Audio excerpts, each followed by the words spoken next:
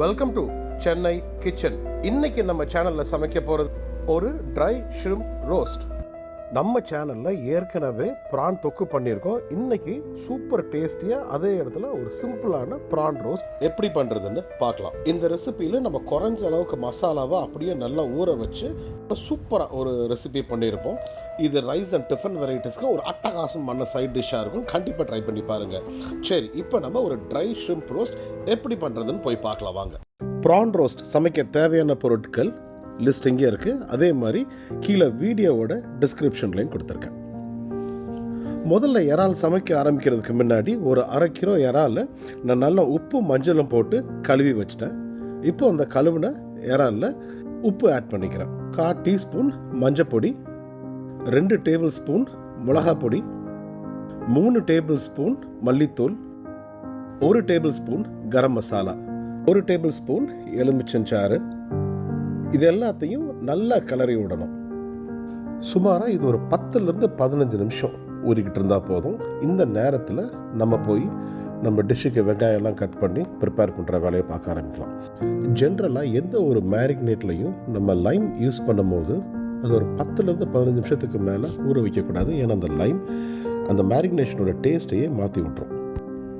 இப்போ ஒரு கடாயை நல்லா சூடு பண்ணிவிட்டு அதில் சுமாராக ஒரு 4 டேபிள் ஸ்பூன் அளவுக்கு எண்ணெய் ஊற்றிக்கிறோம். இப்போ எண்ணெய் நல்லா காஞ்சிருச்சு. இப்போ இதோட சில ஸ்பைசஸ் ஆட் பண்ண போகிறோம். ஒரு பெரிய பட்டை, 2 ஏலக்காய், 2 கிராம்பு, இதோட 1 டேபிள் ஸ்பூன் பெருஞ்சீரக சீட்ஸ், ஒரு பெரிய வெங்காயம் வெட்டி வச்சது, அதையும் இதோட சேர்த்து எல்லாத்தையும் நல்லா கிளற போகிறோம். இந்த வெங்காயம் கொஞ்சம் வேகமாக வதங்கிறதுக்கு நம்ம கொஞ்சம் உப்பும் சேர்த்துக்கிறோம். உப்பு சேர்த்தோம்னா அந்த வெங்காயம் வேகமாக வதங்கும்.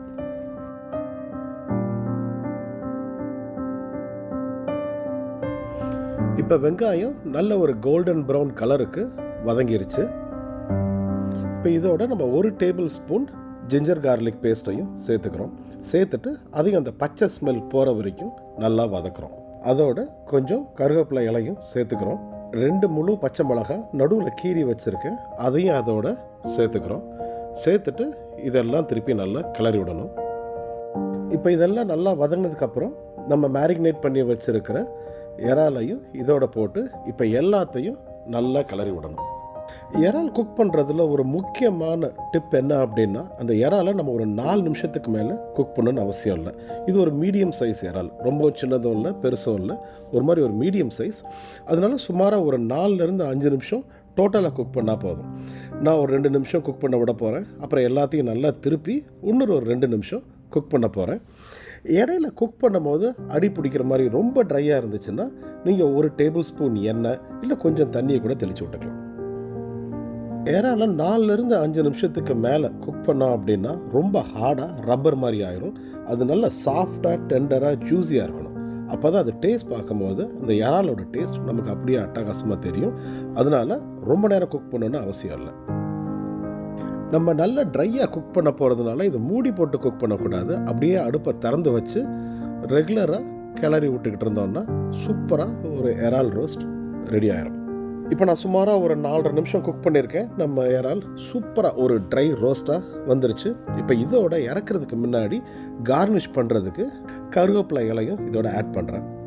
கருவேப்பிலை இலையை சேர்த்த உடனேவே ஒரு நல்ல ஒரு டேஸ்ட், ஒரு அரோமா, ஃப்ளேவர் கொடுக்க ஆரம்பிச்சிடும்.